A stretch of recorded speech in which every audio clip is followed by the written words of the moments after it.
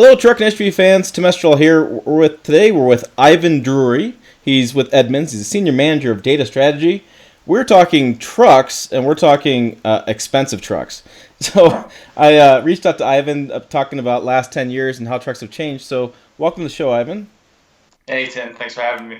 And so we were talking about, I forget where I got this information from. I was just kind of looking at some sales data Edmunds has put out, and interest rates had gone up and average payment had gone up. Had a guy tell me he was paying $1,300 a month for his 2016 Toyota Platinum Tundra.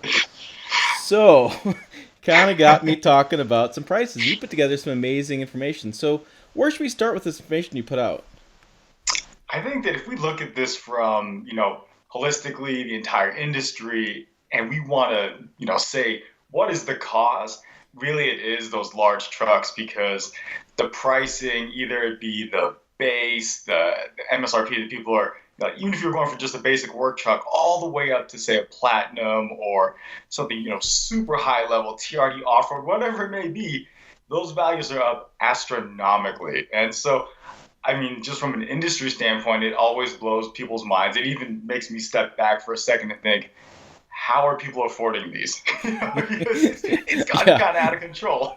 Uh, so, so let me talk a few numbers here because I'm going to put some on the video and you can follow along while you're watching this, and at the podcast there'll be a link on the website you can click on these. But I want to talk about a few quick numbers, and thank you for doing this, getting the numbers together, and I want to thank you for doing the inflation too because I think it's important to know how much inflation is changing. So, I'm going to start at the top. We list them alphabetically. We have a Chevy Silverado in 2008. Inflation adjusted, the minimum MSRP, so that's the minimum price people were paying for this, was $21,840. That's adjusted. Today, the minimum is $29,580. And that's a base model truck has gone up $8,000 Yeah. in 10 years.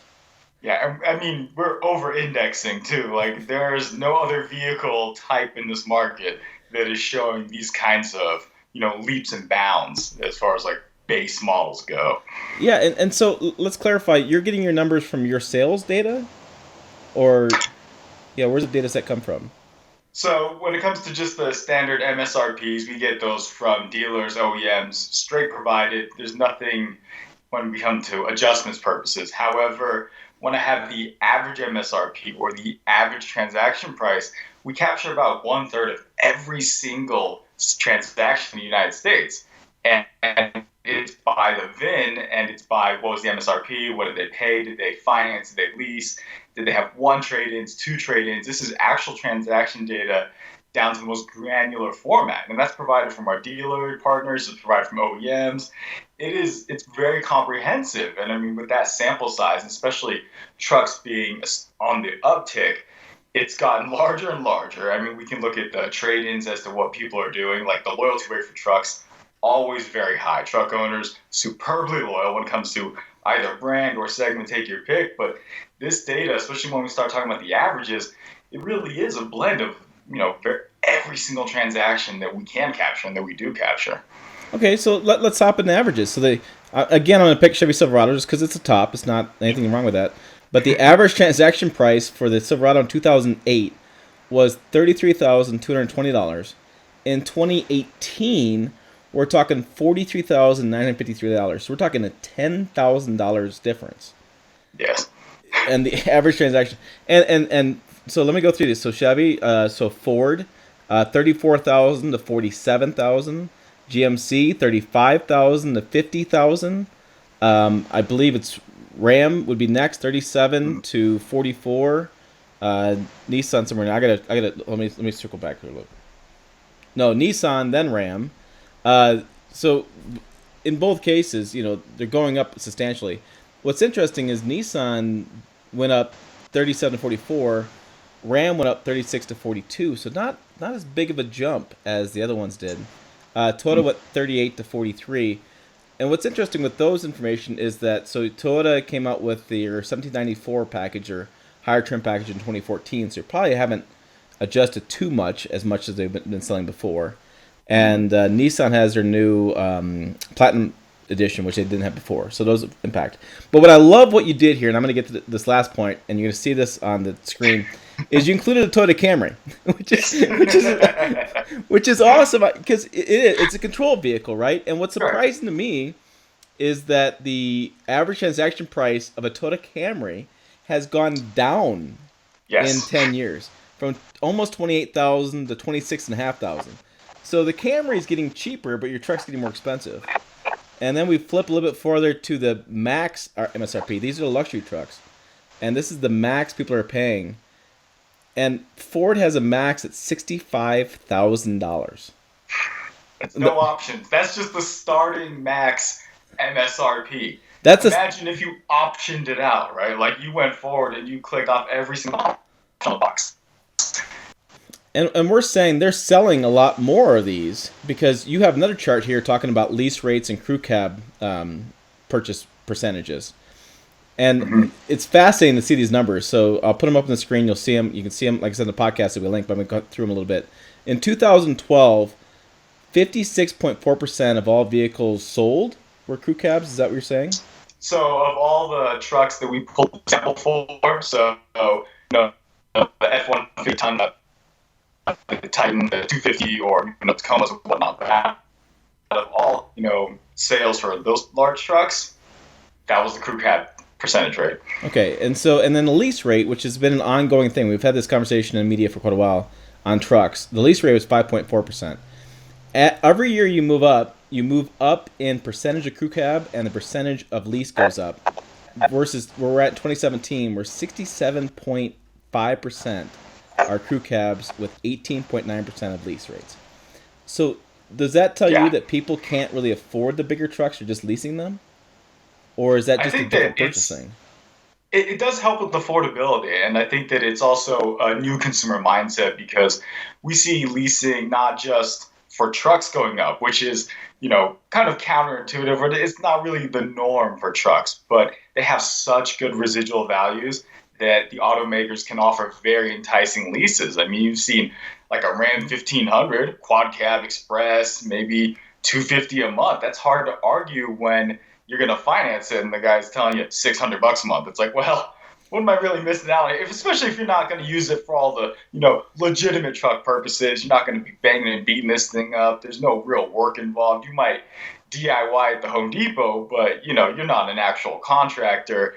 Sure. A lease would actually make sense, especially for like the younger guys too, where you like to acclimate this almost to something like a mobile phone. They're very used to that kind of mentality where it's like, well, I'll get a new one in a couple of years. I'm accustomed to monthly payments. But again, with those residual values, the automakers, they have done a great job of offering leases. People are taking them.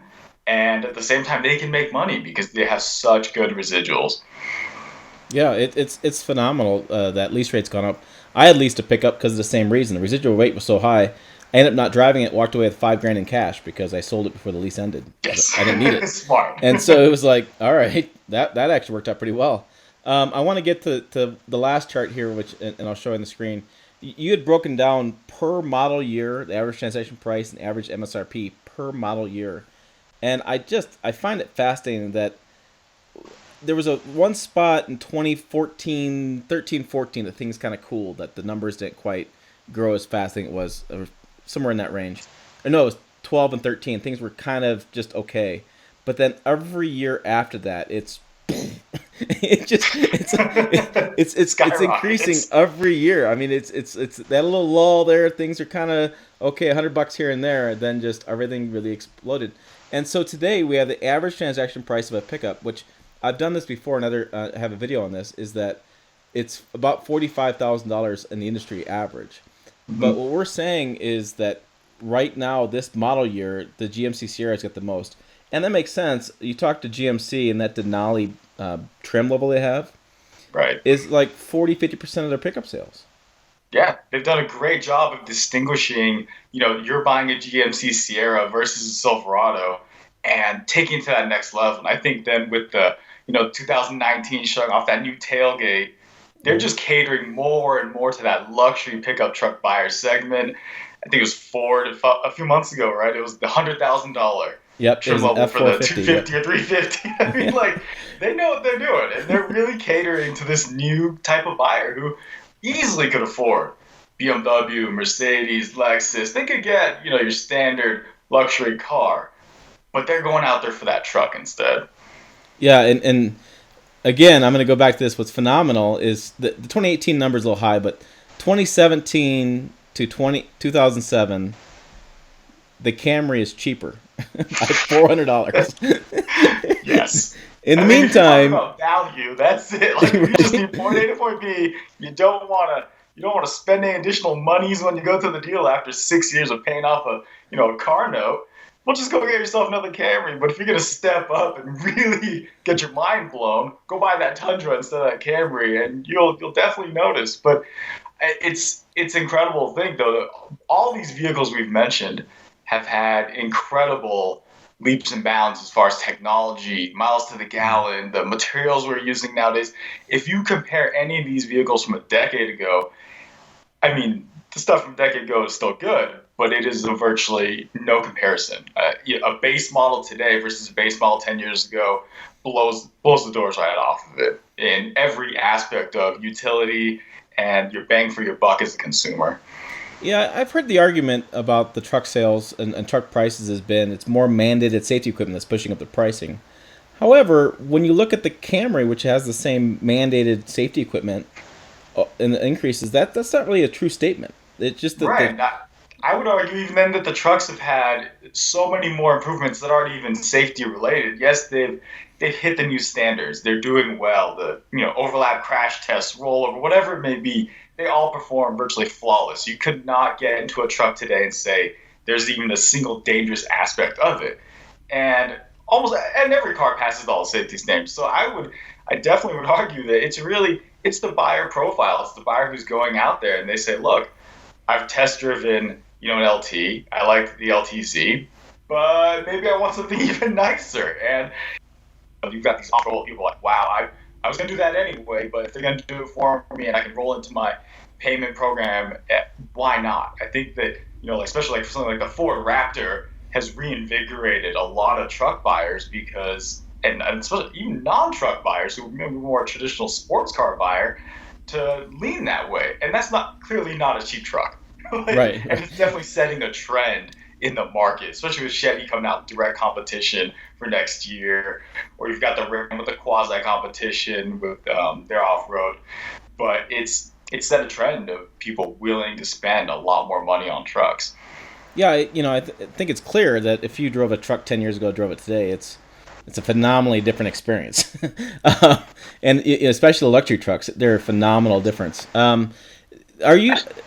I'm going to break off a little bit here, but talking about luxuries and things like that, I mean, we're talking lease rates in a 20 percentile and price in 20 percentile. Are you anticipating those rates will keep going up? Are we going to keep the average transaction price keep growing and the lease rates keep growing? Is that where the market's heading? Well, the interesting thing is that from a rates perspective, some of that the automakers can curb. So you Okay. see like the 0%, the 1.9, the automakers already incurring a lot of the cost in that sense. They're subsidizing your finance heavily, especially if it's, a truck. We're talking you're financing $45,000, $50,000 at a 0 or 0.9.